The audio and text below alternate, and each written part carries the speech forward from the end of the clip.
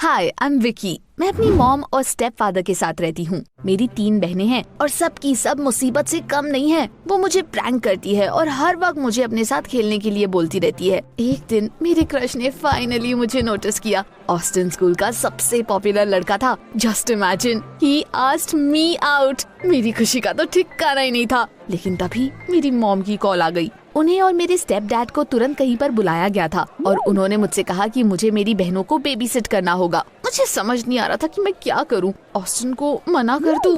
No वे। तभी मेरे दिमाग में एक ब्रिलियंट सा आइडिया आया और मैंने ऑस्टिन को तो घर ही बुला लिया। मेरी मॉम और स्टेप डैड के जाने के बाद मैंने रोमांटिक सा एक डिनर तैयार किया। मेरी बहनें बार बार मुझे तंग कर रही थी। एलेक्सा सबसे ज्यादा इरिटेटिंग थी। वो मेरे बाद सबसे बड़ी थी और उसके दिमाग में हर वक्त कोई ना कोई खुराफात चलती ही रहती थी। मैंने उन्हें उनके रूम में भेजकर शांति से बैठने के लिए बोल दिया और ऑस्टिन को इनवाइट किया। हम लिविंग रूम में बैठकर खाना गर्म होने का वेट कर रहे थे। तभी अचानक हमें कुछ जलने की बू आई। मैं दौड़कर किचन में गई तो मुझे अपनी आंखों पर यकीन नहीं हुआ। खाना पूरा जलकर राख हो चुका था। I must have had the flame too high, although I was sure that I had turned it down. Austin ने कहा कि इसमें परेशानी की कोई बात नहीं है और पिज्जा ऑर्डर करने का सजेशन दिया। जब हम डिलीवरी का वेट कर रहे थे तभी लिविंग रूम में एक रिमोट कंट्रोल हेलीकॉप्टर उड़ता हुआ दिखाई दिया। इससे पहले कि मैं कुछ समझ पाती, उसने ऑस्टिन पर ड्राई पेंट गिरा दिया। डैम इट, मैं बहुत डर गई थी। मैंने उससे माफी मांगी और उसे बाथरूम ले गई और अपनी बहनों को ढूंढने के लिए निकल पड़ी।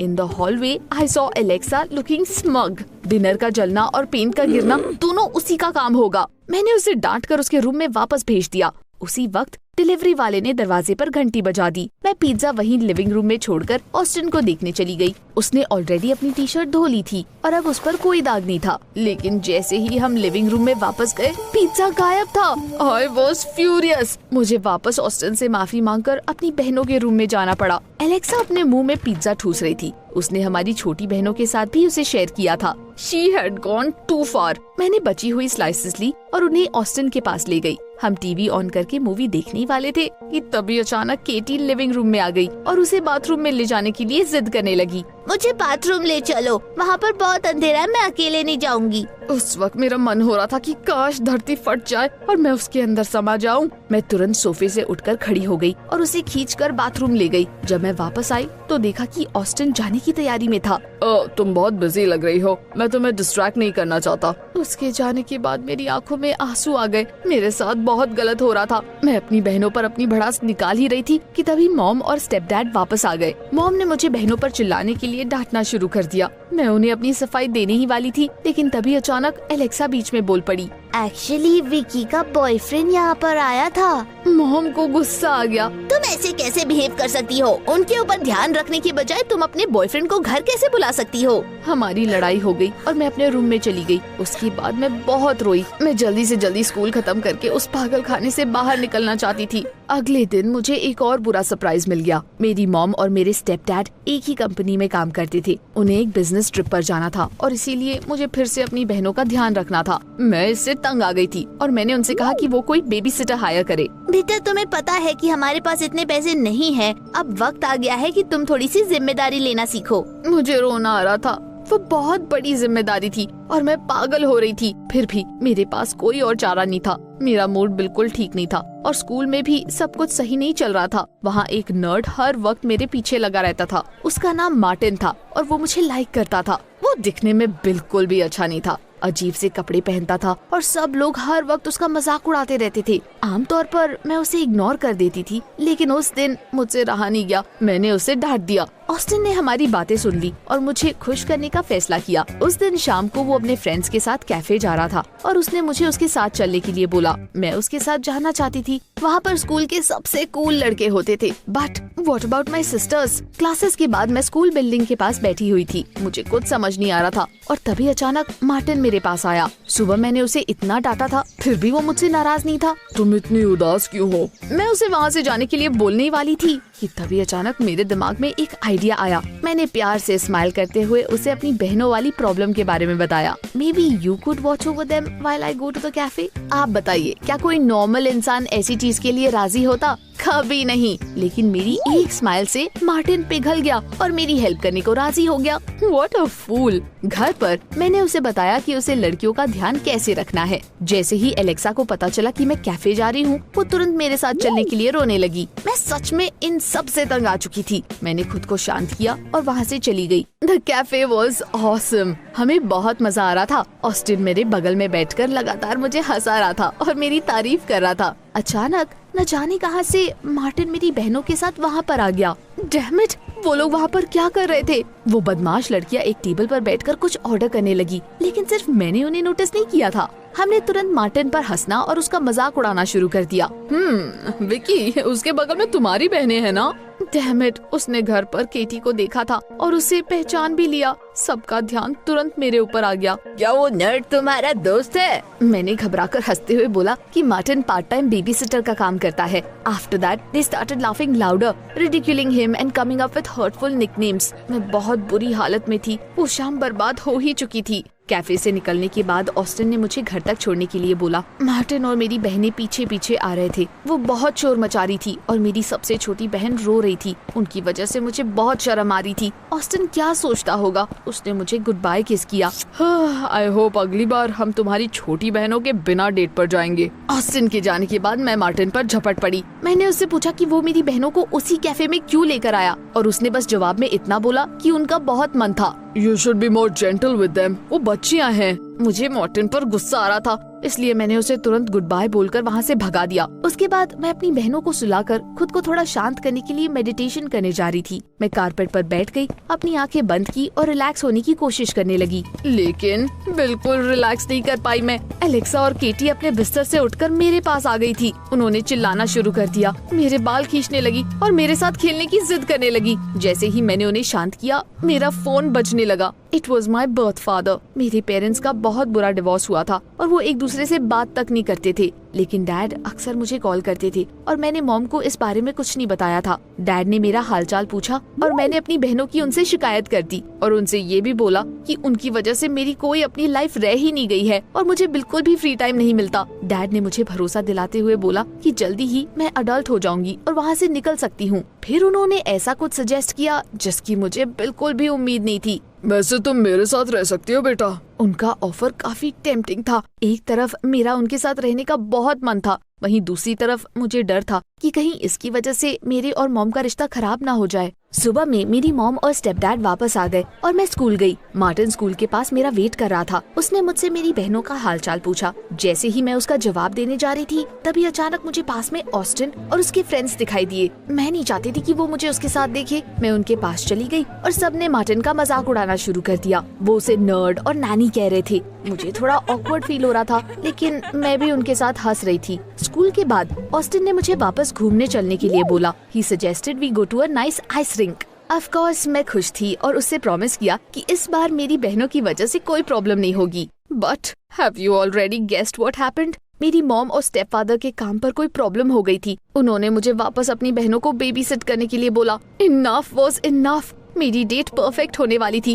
और इसे किसी के लिए मैं नहीं छोड़ सकती थी। मैंने मॉम से कहा कि मैं रिंक जा रही हूँ और अपने प्लान्स कैंसिल नहीं करूँगी। हमारे बीच थोड़ी बहस हुई, लेकिन आखिर में मॉम ने हार मान ली। उन्होंने कहा कि वो लड़कियों को अपने साथ काम पर ले जाएंगी। मैंने बस अभी चैन की सांस ली ही थी कि तभी एलेक्सा आ गई। उसने मुझे आइस रिंक के बारे में बात करते हुए सुन लिया था और मेरे साथ जाना चाहती थी। जब मैंने उसे मना किया तो उसने रोना शुरू कर दिया। What a naughty child! अगर तुम अपनी बहनों को साथ ले जाओगी तो मर नहीं जाओगी। देखो तुमने क्या कर दिया है। एलेक्सा ने पूरा घर सर पर उठा लिया था और मुझे तैयार होना पड़ा। She was just impossible. Mom और स्टेप डैड के जाने के बाद मैंने मार्टिन को कॉल करके एलेक्सा को बेबी सिट करने के लिए बोला। And you know what? उसने मना कर दिया। मैं नहीं चाहता कि तुम पहले मुझे यूज करो और फिर मेरा मजाक उड़ाओ। मैंने गुस्से में फोन रख दिया।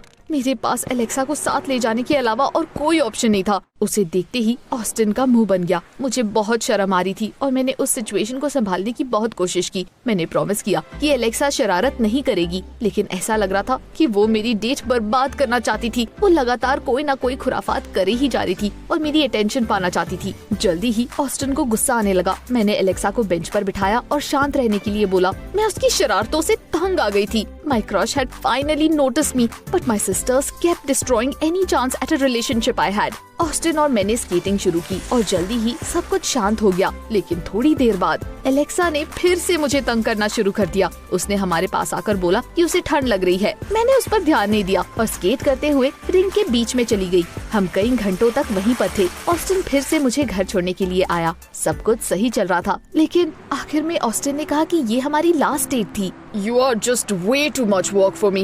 I'm so sorry. मुझे ऐसा लग रहा था जैसे किसी ने मेरे सर पर कोई पत्थर मार दिया हो। मेरे सारे सपने टूट के बिखर चुके थे। घर आने के बाद मैं बहुत रोई। एलेक्सा मुझे गले लगाने की कोशिश कर रही थी, लेकिन मैंने उसे धक्का दे दिया। ये सब तुम्हारी वजह से हुआ है, तुमने सब बर्बाद कर दिया। मॉम ऑलरेडी घर आ चुकी थी और उन्होंने मुझे चीखते हुए सुन लिया। उन्होंने तुरंत मुझे शांत होने के लिए बोला, लेकिन मैं उन पर भी भड़क गई और कहा कि मेरी बहनें हर वक्त मुझे तंग करती रहती है और अगर वो ना होती तो ज्यादा अच्छा होता। उस घर में मुझे एक पल की शांति नहीं मिलती थी। अगर तुम्हें हमसे इतनी तकलीफ है तो तुम्हें यहाँ से चले जाना चाहिए। Really great idea. I am leaving. मैं अपने डैड के साथ रहने जा रही हूँ। मैंने तुरंत अपने रूम में जाकर अपना सामान पैक किया और घर से निकल गई। घर से बाहर आने के बाद मैंने डैड को कॉल किया और कहा कि मैं उनके घर आ रही हूँ। वो थोड़े हैरान हुए, लेकिन फिर उन्होंने मुझे अपना एड्रेस दे दिया। उनकी नई वाइफ ने दरवाजा खोला। वो मुझे देखकर बहुत ज्यादा खुश नहीं लग रही थी। मैंने अपना सामान निकाला और डैड ने मुझे डिनर के लिए बुलाया। वहाँ टेबल का माहौल थोड़ा सा टेंस लग रहा था और मुझे अनकंफर्टेबल फील हो रहा था। उस दिन फ्राइडे था और डैड ने कहा कि हमें वीकेंड साथ में बिताना चाहिए। मुझे बार बार ऐसा लग रहा था कि उनकी वाइफ मेरे वहाँ पर होने से बहुत नाराज है। वो मेरी हर बात और काम से इरिटेट हो रही थी। वो बहुत अपसेटिंग था। मैंने ऐसा क्या किया था टू डिजर्व दैट? एक पॉइंट पर मुझे रियलाइज हुआ कि शायद मैं भी अपनी छोटी बहनों को वैसे ही ट्रीट करती थी। हम शाम को लिविंग रूम में बैठकर टीवी देख रहे थे और तभी अचानक डैड का फोन बजा। शुरू में वो स्माइल कर रहे थे, लेकिन फिर उनके चेहरे का रंग उड़ने लगा। Has something happened? मेरा फ्रेंड एक हॉस्पिटल में चिल्ड्रंस वार्ड में काम करता है। थोड़े टाइम पहले एलेक्सा को वहाँ पर एडमिट किया गया है। वो बहुत बीमार है। What? Alexa was in hospital? मुझे तुरंत याद आया कि उस दिन आइस रिंग पर उसे थोड़ी ठंड लग रही थी। उसने तो मुझे बताया भी था। ये सब कहीं मेरी वजह से तो नहीं हुआ था। मैं हॉस्पिटल जाने को तैयार हो गई और डैड को साथ चलने के लिए बोला। ये वहाँ पर क्यों जाएंगे? ऐसा तो नहीं है कि इनके वहाँ जाने से एलेक्सा ठीक हो जाएगी। Dad looked at me uncertainly and shrugged his shoulders. मैं शॉक्ड थी। क्या उन्हें सच में अपनी खुद की बेटी की कोई परवाह नहीं थी? मैंने अकेले जाने का फैसला किया। मैं अपार्टमेंट से बाहर निकल ही रही थी कि तभी अचानक डैड ने मुझे रोका और कहा कि उन्हें चीजों के बारे में ठीक से कुछ सोचने का मौका ही नहीं मिला। उनकी पर्सनल लाइफ अभी अभी ठीक होना शुरू हुई थी और अगर मैं मॉम के साथ रहूं तो ज्यादा अच्छा होगा। उनकी बातें सुनकर मुझे बहुत दुख हुआ और मेरी आंखों से आंसू छलक पड़े। उस वक्त मुझे समझ आया कि क्यों मॉम उनसे बात नहीं करना चाहती थी। उन्हें हमारी कोई परवाह नहीं थी। मैंने वापस जाकर अपना सारा सामान लिया और हॉस्पिटल के लिए निकल पड़ी। मॉम मुझसे बात नहीं करना चाहती थी। मेरे स्टेप डैड ने मुझे बताया कि एलेक्सा को बहुत ठंड लग गई है और उसके वार्ड में अभी कोई नहीं जा सकता। मैंने हॉस्पिटल के हॉलवे में पूरी रात बिताई। I felt so horrible. सुबह में एलेक्सा की हालत थोड़ी ठीक हुई और मॉम और मेरे स्टेप डैड ने घर जाने का फैसला किया। मैं बहुत गिल्टी फील कर रही थी, इसलिए मेरी उनके साथ जाने की हिम्मत नहीं हुई। मेरे पास कोई पैसे नहीं थे और मुझे समझ नहीं आ रहा था कि मैं क्या करूं। आखिर में मैंने मार्टिन को कॉल किया। Maybe he would agree to take me in. Of course इसकी उम्मीद तो मुझे नहीं थी, लेकिन हैरानी की बात तो ये थी कि फोन पर बात करते हुए मैं फूट फूट कर रो पड़ी और जल्दी ही वो टैक्सी से आ गया और मुझे अपने साथ घर ले गया। उसके घर में एक खाली रूम था। मार्टिन का बड़ा भाई कॉलेज में था और पिछले साल ही वो निकल गया था, इसीलिए एक रूम खाली था। मैं पूरे दिन वहीं पर थी। मार्टिन मेरे लिए खाना लेकर आया, मेरा ध्यान भटकाने की कोशिश करने लगा और मुझे दिलासा दिया। I felt really bad for how I treated my mother, my sister and Martin as well. मुझे उसे इडियट नहीं कहना चाहिए था। अगले दिन मैं वापस हॉस्पिटल गई। एलेक्सा का बुखार उतर गया था और वो पहले से काफी बेटर फील कर रही थी। मैं उसके बगल में बैठ गई और उसे हर वक्त डांटने के लिए उससे माफी मांगी। अचानक मुझे रियलाइज हुआ कि कोई मेरे पीछे खड़ा था। मैंने मुड़कर देखा तो वहाँ पर मेरी मॉम थी। हम थोड़ी देर शांत थे और फिर मैंने अपने बिहेवियर के लिए और डैड के पास जाकर रहने का फैसला करने के लिए उनसे माफी मांगी। मॉम ने माना कि वो भी अपनी जगह गलत थी। I'll try not to make you babysit your sisters so often anymore. जहाँ तक तुम्हारे डैड की बात है, तुम उनसे बात कर सकती हो। I won't be upset. हमारी लड़ाई खत्म हो गई और हम एक साथ घर गए। उसके बाद से चीजें काफी आसान हो गई। अगले दिन मार्टिन स्कूल गेट पर मेरा वेट कर रहा था। He looked hesitant. उसे शायद ये डर था कि मैं फिर से सबके सामने उसका मजाक उड़ाऊंगी। मैंने उसका हाथ पकड़ा और हम एक साथ क्लास में चले गए। ऑफ कोर्स तुरंत सबका ध्यान हमारे ऊपर चला गया। Vicky, do you need a babysitter now too? तुम्हारी छोटी बहनें कहाँ है? मार्टिन मेरा बॉयफ्रेंड है, मेरी बहनें अभी घर पर है और हम शाम को एक साथ वॉक पर जाने वाले हैं। अगर मैं ये कहूँ कि ये सुनकर हर कोई शॉक था तो ये कम होगा। यहाँ तक कि मार्टिन भी मेरी अनाउंसमेंट से शॉक हो गया था। पहली बार ऑस्टिन के पास कहने को कुछ भी नहीं था। जल्दी ही एलेक्सा ठीक होकर हॉस्पिटल से डिस्चार्ज हो गई। मेरी मॉम और मैंने शेड्यूल बनाया। Now we take turns looking after the girls. अब मुझे उनके साथ टाइम स्पेंड करने में मजा आता है, खासकर इसलिए क्योंकि मार्टिन हमेशा मेरे साथ होता है। जहाँ तक मार्टिन की बात है, हमने सच में डेटिंग शुरू कर दी है। आफ्टर ऑल वो अच्छा लड़का है और अब मुझे ऑस्टिन में कोई इंटरेस्ट नहीं है। टेल मी, क्या आपके कोई छोटे भाई बहन है? क्या आपकी उनसे बनती है?